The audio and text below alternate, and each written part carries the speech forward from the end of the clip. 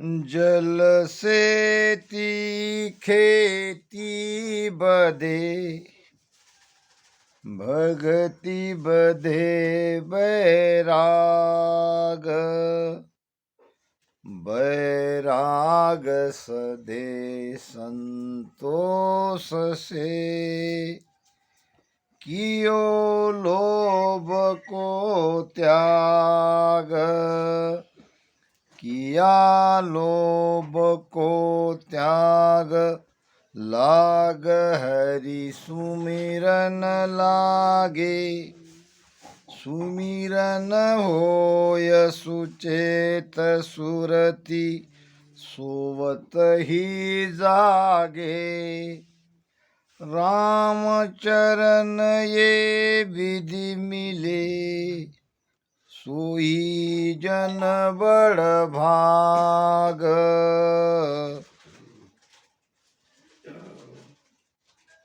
जल से खेती बदे, भक्ति बदे बैराग।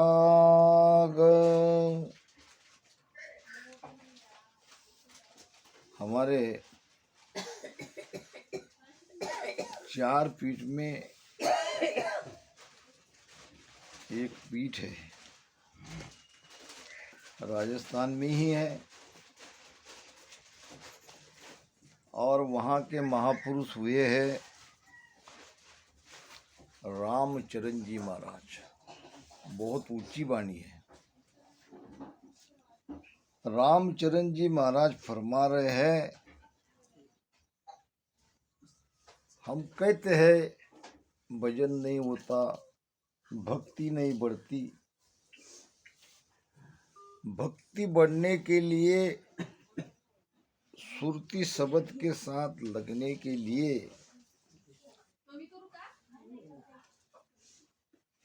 कैसे क्या उपाय करने पड़ते हैं, ये महाराज ने बताए हैं। जल से ती खेती बदे, बधे नाम खेती को चाहिए जल।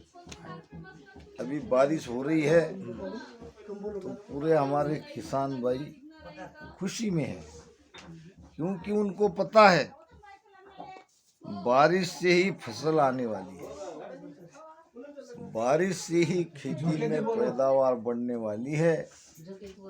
अगर कोई दूसरा साधन नहीं है पानी देने का, तो ऊपर के पानी पर निर्भर रहते हैं। अब जब बारिश आ जाती है तो खुशी हो जाती है। जल से ती खेती बदे, भक्ति बदे बैराग। भक्ति को क्या चाहिए? बैराग। बैराग यानी क्या? बैराग को समझने के लिए पहले राग को समझना पड़ेगा। राग किसे कहते हैं? राग यानी क्रोध नहीं, मराठी में राग को क्रोध कहते हैं, मगर यहाँ राग यानी प्रेम।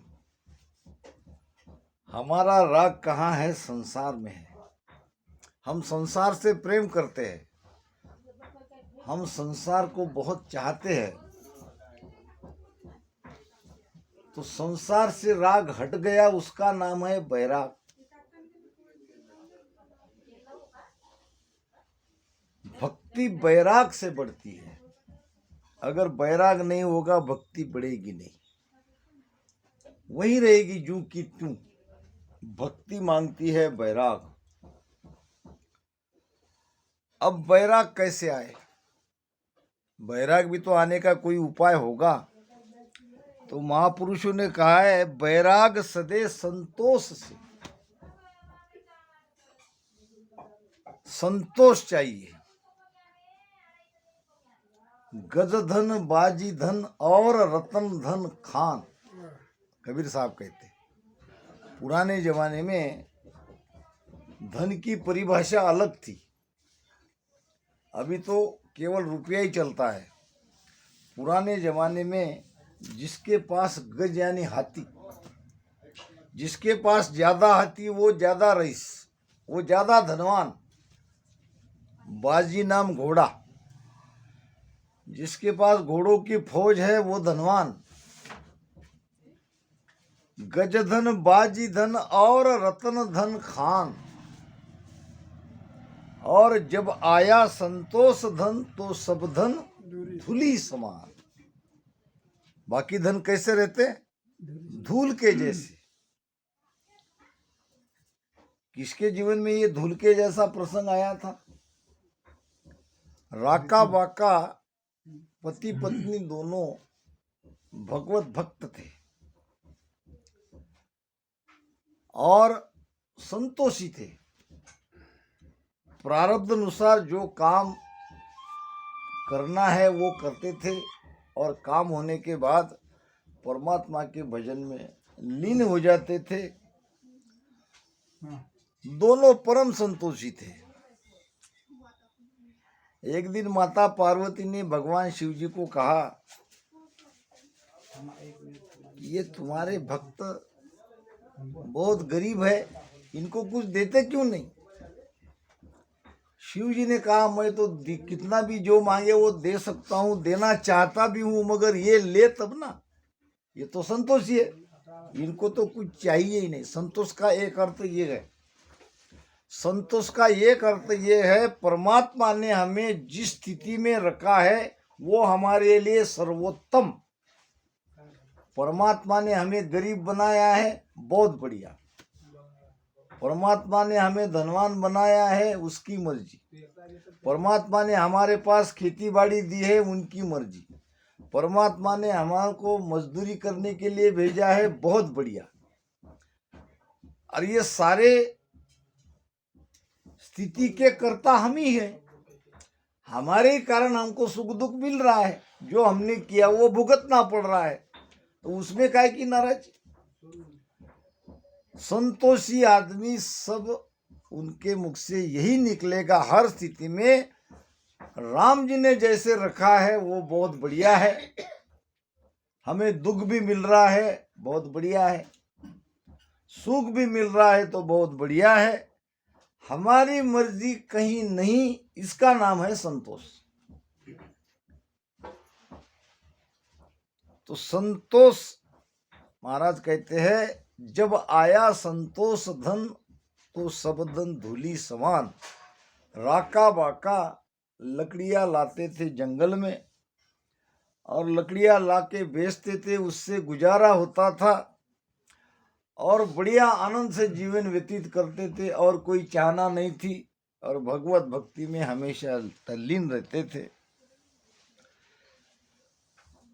तो जब माता पार्वती ने शिव जी को कहा तो शिव जी ने कहा, चलो देख लो तुम परीक्षा, मैंने तो कई बार देख ली, आज तुम्हें भी बताता हूं ये लेते हैं कि नहीं लेते हैं। संतोषी आदमी ही धन को धूली समान समझेगा और संतोष आना बड़ा कठिन है। फिर शिव जी ने लकड़ी काट के लकड़ी की मूलियां सामने रख दी कि इनको लकड़ी काटने की जरूरत नहीं पड़ेगी। सूखी लकड़ी के लिए जंगल को छान मारते हैं और एक एक लकड़ी को काट के वो लकड़ी बाजार में लाके बेचते हैं, तो इनको ये तकलीफ ना हो इसलिए उनके रास्ते में लकड़ी रख दी, अब ये बांध के उठा के ले जाए।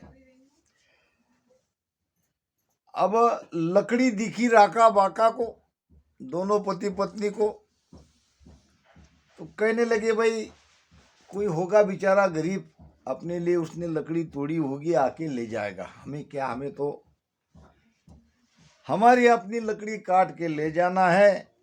ये एक लकड़ी की तरफ देखा भी नहीं। शिव जी ने कहा, देखो मामूली लकड़ी भी ये नहीं ले जा रहे, इनके अंदर कितना संतोष है। ये स्वयं अपने हाथ से काटी हुई लकड़ी ही बेच के पैसे से अपना पेट भरना चाहते हैं, तैयार लकड़ी भी इन्हें नहीं चाहिए।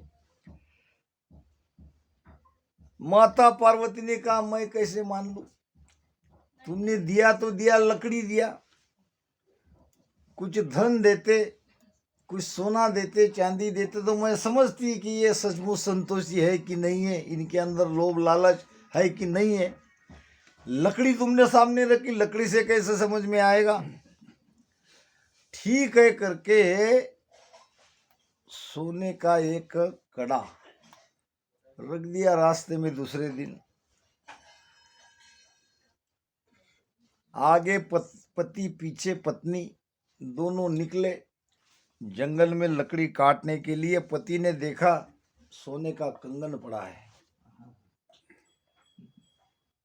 तो कोई भाव तो नहीं देखने के बाद, क्योंकि संतोषी थे। मगर हो सकता है मेरी पत्नी जो पीछे आ रही है, बाया तो सोने के गहने के लालची रहती है, हो सकता है इसके मन में कुछ भाव बदल जाए। इसलिए उसने उस कंगन पे मट्टी ढक दी, मट्टी से कंगन को ढक दिया ताकि पत्नी को ना दिखे। अब पत्नी तो उससे भी ज्यादा परम संतोषी थी। पत्नी ने लात से उस कंगन को फेंक दिया और पति को कहा, मट्टी को मट्टी से ढक रहे हो? मेरे लिए तो वो मट्टी के समान ही है और तुम उसको मट्टी को मट्टी से ढक रहे हो। तो बिना संतोष आए धन सा मोह छूटता नहीं, वैराग सदे संतोष से, और किया लोभ को त्याग। अब संतोष कैसे आएगा? संतोष आता है लोभ का त्याग करने से। ये 5 विकार है बड़े बड़े: काम, क्रोध, लोभ, मोह, अहंकार। संतों ने कहा है, काम, क्रोध, मद, लोभ की जब लग घट में खान। क्या पंडित क्या मूर्खा दोनों एक समान। कितना भी पंडित क्यों न हो, कितना भी होशियार क्यों न हो, उसके अंदर काम, क्रोध, लोभ, मोह की खान है। उसको वो चाहता है तो उसकी सारी पंडिताई गई, उसकी होशियारी गई।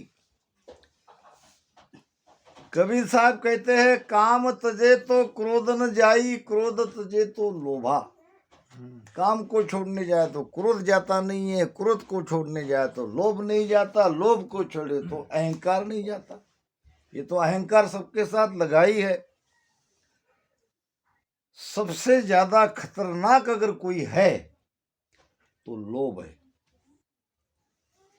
आप कहेंगे क्यों? इसमें भी कोई कम ज्यादा है? हाँ है, कम ज्यादा है। काम पे विजय प्राप्त कर सकते हैं, काम को जीत सकते हैं, और क्रोध को भी जीत सकते हैं, मगर लोभ का अंत नहीं है। अब कैसे जीत सकते मैं बता दूं। बहुत कामी आदमी है, रखो उपवास 2 दिन, निर्जला उपवास, पानी भी मत पियो, अन्न का एक कण भी मत खाओ, नाश्ता मत करो, पानी मत पियो, 2 दिन 3 दिन पड़े रहो ऐसे ही। जब 2 दिन 3 दिन के बाद आप अपने व्रत से उपवास से उठोगे तो क्या आपको काम याद आएगा? नहीं आ सकता। आपको तो भोजन चाहिए, आपको भोजन की फिक्र पड़ेगी, काम की फिक्र नहीं पड़ेगी। काम तो तब आता है जब इंद्रिया में चेतनता आती है। इंद्रिया निस्तेज हो जाती है तो काम जगता नहीं है। काम पे कुछ हद तक विजय पा सकते हैं, क्रोध पे भी विजय पा सकते हैं। मान लो कि हमको किसी पे बहुत क्रोध आ रहा है, बहुत क्रोध आ रहा है, इतना क्रोध आ रहा है कि इसको जाके 2-3 चापट मार दो, और मार भी देते हैं। मारने के बाद क्या होता है? मारने के बाद तुम्हारा क्रोध खत्म, क्रोध का अंत है। जब तक वो आवेश है तब तक क्रोध रहता है। एक बार तुमने किसी को मार दिया तो तुम्हारा क्रोध धीरे धीरे कम हो गया, शांत हो जाते हो। क्रोध पर काबू कुछ हद तक पा सकते हो, लोभ पे नहीं। क्योंकि आदमी को कितना चाहिए इसका कोई अंदाजा नहीं। कहाँ जाके आदमी का लोभ खत्म होगा ये ब्रह्मदेव भी नहीं जानता है। एक राजा था और राजा के दरबार में सुबह से ही भीड़ लगी थी। अब कारण भी बहुत बड़ा था। एक साधु आया राजा के दरबार में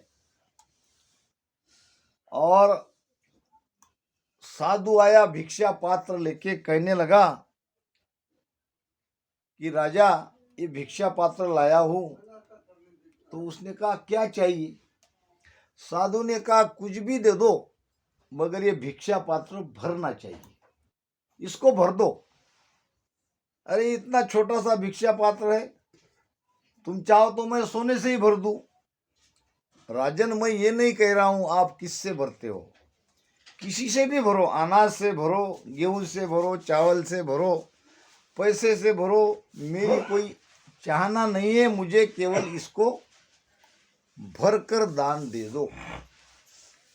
राजा ने अपने खजांची जो कहा सोने की जो मुद्राएं है ये सुवर्ण मुद्रा से इसका पात्र भर दो।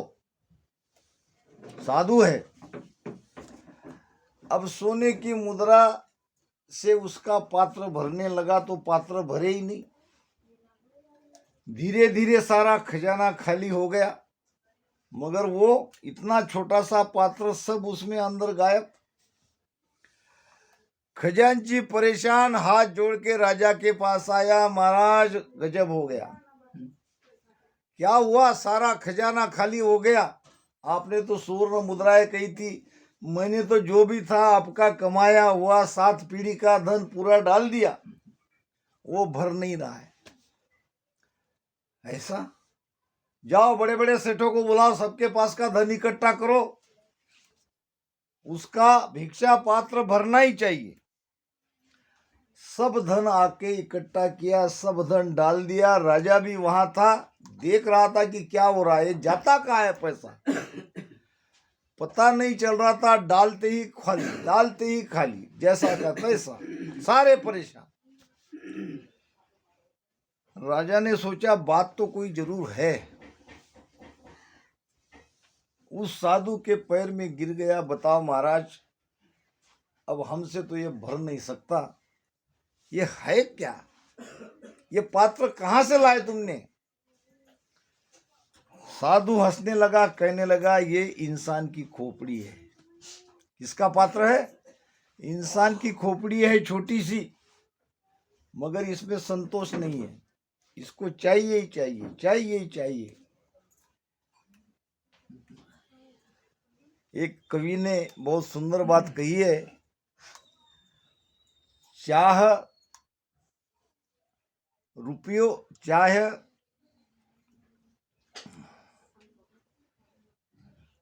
पैसे से नाने में आती रही। पहले था पैसा, पैसे के बाद फिर बड़ा थोड़ा नानी। चाय पैसों से नाने में आती रही, चाय नानी से रुपया बनाती रही। फिर नाने आने लगे तो फिर रुपया की चाहना बढ़ जाती है। चाय रुपयों से नोटों में जाती रही, अब रुपया आने लगा तो फिर नोट चाहिए बड़े बड़े, 500 के, 2000 के। चाय पैसों से नोटों में जाती रही, चाय नोटों से कोठी बनाती रही। अब नोट आने के और कोठी चाहिए, बंगला चाहिए। चाय कोठी में मोटर मंगाती रही, अब कोठी होने के बाद चाहिए 4 व्हीलर। चाहना बढ़ती है, चाहना का अंत नहीं, लोभ का अंत नहीं। चाय कोठी में मोटर मंगाती रही, चाय मोटर से होटल में जाती रही। मोटर आने के बाद घर नहीं रहेगी, वो तो घूमना ही पड़ेगा, जाना ही पड़ेगा इधर उधर। चाय मोटर से होटल में जाती रही, चाय होटल में बोतल खुलाती रही। अब होटल में जाने पर तो ऊंची ऊंची दाम की शराब, क्योंकि वो स्टैंडर्ड है। इतनी बड़ी गाली तो शराब भी उतनी ऊंची। चाय होटल में बोतल खुलाती रही, चाय क्या क्या न करती कराती रही। चाय इंसान से क्या नहीं करवाती है। चाय पाली जिसने वो पीला हुआ, चाय छोड़ी जिसने वो रसीला हुआ। जिसने चाय को पाल के रखी है, चाय के साथ लगे हैं, वो पीले हो जाएंगे, क्योंकि ये मन है, मन कभी तृप्त नहीं होता। और जिसने चाह को छोड़ा, बादशाह अलेक्जेंडर रास्ते से जा रहे थे और बीच रास्ते में एक संत एक लंगोटिया और एक लोटा दोई उसके पास था। ऐसे पैर के पैर ऊपर ऐसे सो रहे थे। सारे लोग इधर उधर हट रहे थे। सिपाही आके कह रहे थे हटो हटो हटो, बादशाह की सवारी आ रही है। अब संतों को भी कहा कि भाई हटो। क्यों हटो? अरे भाई बादशाह आ रहे हैं। तो वो बादशाह है तो मैं तो शहंशाह हूं। बादशाह के आगे शहंशाह कैसे हटेंगे? तब तक बादशाह अलेक्जेंडर भी वहां आ गया कि भाई तुम कैसे बादशाह हो? तो संत ने कहा पहले तुम बताओ, तुम क्यों बादशाह कैसे हो? मेरे सिर पे ताज है और मैंने लगभग दुनिया के सारे देशों को जीत लिया है और एक दो देश बचे हैं, तो इसलिए मैं तो बादशाह हूं ही। आप मानो मत मानो। अब तुम बताओ तुम कैसे बादशाह हो, तुम कैसे शहंशाह हो? तो संत ने कहा देखो राजा, अब तुम कहाँ जा रहे हो? तो देश जीतने के लिए। ठीक है, ये दो चार देश भी तुम जीत लोगे, उसके बाद क्या करोगे? तो उसके बाद आपके जैसा आराम करूंगा। उसके बाद आपके जैसा। अब तुम देश जीतने के बाद आराम करोगे, मैं तो अभी आराम से पड़ा हूं, तो मैं बड़ा कि तुम बड़े? अब तुम देश जीतने के बाद आराम करने की सोच रहे हो। अब तुम्हें आराम मिलेगा कि नहीं मिलेगा ये भी गारंटी नहीं है, मगर मैं तो यहाँ बहुत बड़े आराम से पड़ा हूँ, इसलिए मैं बड़ा हूँ। तो चाहना ही इंसान की बढ़ती बढ़ती जाती है, कहाँ तक वो रुक जाए इसका कोई अंत नहीं है, किसी का भी अंत नहीं है। तो महाराज कहते हैं बैराग सदे संतोष से किया लोभ को त्याग।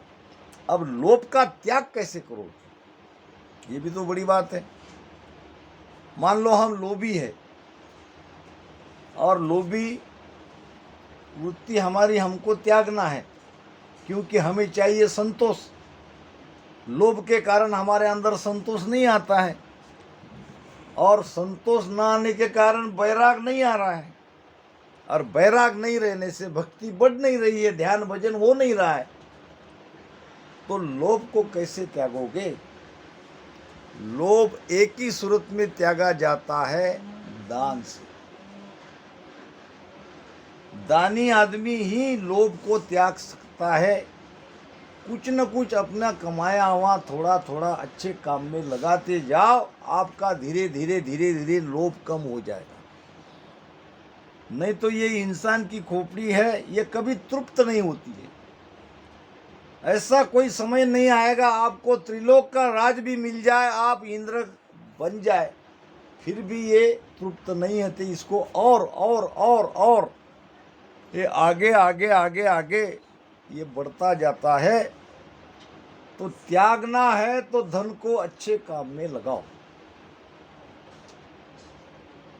तुलसी इस संसार में धारा देखी दोय, दो ही धार, दो ही बात बताई है संतों ने। तुलसी महाराज ने, तुलसीदास महाराज ने, तुलसी इस संसार में धारा देखी दोय, धन चाहे तो पुण्य कर मुक्ति नाम से हो। नाम के आधार से आप मुक्त होगे, और आपको अगर धन चाहिए तो पहले उसकी हिफाजत करो, पहले सुरक्षा करो, पहले बैलेंस करो। ये जो हम गौर गरीब लोगों की मदद करते हैं, भूखे को भोजन खिलाते हैं, दुखी का दुख करते हैं, उसके लिए अपना धन खर्चा करते हैं, तो ये आपका डिपॉजिट है, ये आगे आपको काम में आएगा। क्योंकि एक जन्म में मोक्ष नहीं होता है, अगले जन्म के लिए भी हमको तैयारी करनी है, भजन के साथ ये सब करना है। मैं ये नहीं कह रहा हूँ कि तो बड़े बड़े दान पुण्य तो सारे संसार में बैठे ही है अपनी तिजोरी लेके। भाव चाहिए, भाव से किया हुआ दान इतना सा भी रहो, वो बहुत कीमतीवान है। एक सेठ थे, बहुत बड़े धनवान, हरिद्वार में गए, वहाँ है हर की पौड़ी, आप कोई गए होंगे तो हर की पौड़ी में वहाँ पे गंगा नहाते हैं और वहाँ लोग दान पुण्य करने जाते हैं। तो ये सेठ था अब्जोपति, और वो गया वहाँ हर की पौड़ी में भूखे गरीब लोगों को भोजन प्रसाद खिलाने के लिए, दान पुण्य करने के लिए। अब सेठ के सामने 10-20 हज़ार रुपये का भोजन रोज का खिलाना यानी 1 पैसे के बराबर नहीं है। अब रोज 10-20 हज़ार रुपये भोजन प्रसाद में आ रहे थे, गरीब लोग आ रहे थे, भूखे लोग आ रहे थे और तृप्त होके जा रहे थे, और उनकी तृप्ति देख के सेठ को बड़ा अच्छा लगता था। कहते थे कि सेठ जहाँ जहाँ जाते बादल उनके आगे आगे आगे आगे जाती थी, उनके सम्मान में।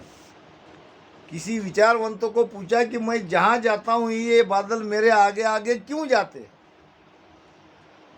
तो उसने कहा ये आप पर मेहरबान है, आप रोज जो दान पुण्य करते हो इससे ये आपका सम्मान कर रहे हैं, आपके आगे आगे चल रहे हैं। अच्छा, सेठ को बड़ा अच्छा लगा और निरंतर उसने अपना वो कार्य रोजाना की तरह नियमित चलने लगा, और रोज बराबर देखता था बदली आगे ऊपर जा रही कि नहीं, तो रोज देखता था बदली उस सेठ के आगे आगे जा रही थी। एक दिन देखा सेठ ने बदली गायब थी। पूछा भाई आज बदली मेरे आगे क्यों नहीं है, तो लोगों ने कहा इंक्वायरी करनी पड़ेगी, क्या कारण हो सकता है तो हम ही नहीं जानते। अब उस दिन हुआ था यूं, एक नाई था, वहाँ मुंडन होता है और रोज वो मुंडन करता था, और रोज देखता था यहाँ बड़े बड़े लोग आते हैं और दान पुण्य करके चले जाते हैं। मैं कितना अभागी हूँ, मेरे पास तो कुछ नहीं है, मैं तो बहुत गरीब हूँ, बड़ी मुश्किल से पेट भरता है, मेरी भी इच्छा है कुछ न कुछ करने की, मगर हो नहीं पा रहा था। एक दिन जब अंदर से संतोष की वृत्ति उमड़ी तो उसको लगा चलो ये वस्त्रा ही बेच दे। जो बाल काटने का वस्त्रा था, उस जमाने में उसके पैसे आए 4 आने। कितने आए? 4 आने। अब 4 आने का क्या दान करेगा, क्या खिलाएगा?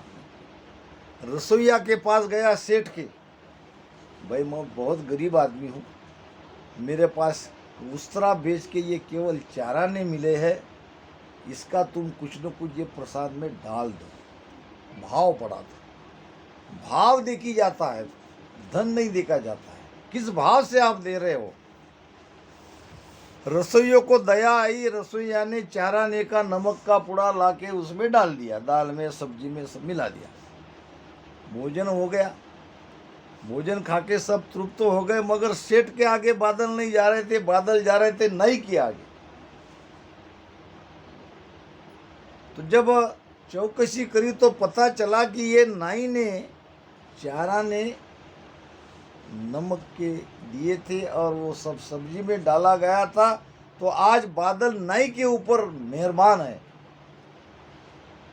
मेरे हजारों रुपए के सामने नाई के 4 आने की क्या कीमत। तो सेठ जी ऐसा नहीं है, आपकी कुल संपत्ति है अबजों रुपए, उसमें से आपके पास 10,000 20,000 का भोजन दे रहे हो, नाई की कुल संपत्ति है एक उस्तरा, उसकी पूरी स्टेट आ गई चाराने में, उसने पूरी स्टेट दांव पे लगा दी। आपके तो कितने भी खिलाएंगे तो और पैसे आपके हैं, धन तो आपका ज्यों के त्यों पड़ा है। तो कहने का मतलब इस प्रकार से अगर हम दान में अग्रसर रहेंगे, दुखिया की मदद करते जाएंगे। महाराज ने तो कहा है दीजिए तो अन्नदान करे, करिए सो पर काम। करना है तो दूसरे का भले का काम करो, अन्नदान को दो नहीं। हम रामस्नेही, हमको कुछ देने को जमता नहीं, किसने कहा? अपनी मनगढ़ंत ज्ञान सीख लेते हैं और करते दो। महाराज ने कहा है बांधा नाव सता भी लीजे, और जो कुछ हुस हुए दिल भीतर तो परमार्थ कीजिए। क्या परमार्थ के लिए मना किया महाराज ने? करो परमार्थ, अच्छा काम करो, जगत में रहो, नाम भी करके जाना है, भजन भी करके जाना है। कियो लोभ को त्याग, लाग हरि सुमरन लागे। लोभ का त्याग करेंगे तो भजन होगा, ऐसे भजन नहीं होगा। भजन होता है बैराग से, बैराग आता है संतोष से, संतोष आता है लोभ का त्याग करने से। सुमिरन होए सुचेत सुरती, सोवत ही जागे। आप सोते रहोगे, आपकी सुरती जागती रहेगी। सुरती शब्द का संग लगा रहेगा।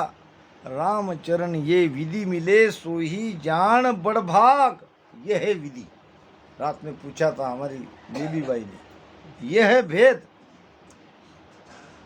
एक एक अंग से जाना है, एक एक पायरी से आगे आगे बढ़ना है। रसना से दोनों सांस में राम राम कर रहे, बाकी अंदर में कुछ नहीं आया है, कोई भाव नहीं, कोई गुण नहीं, किसी को छोड़ा नहीं, इससे काम नहीं चलेगा। राम चरण ये विधि मिले, सोई जान बड़भाग। और जल सेती खेती बदे, भक्ति बदे बैराग।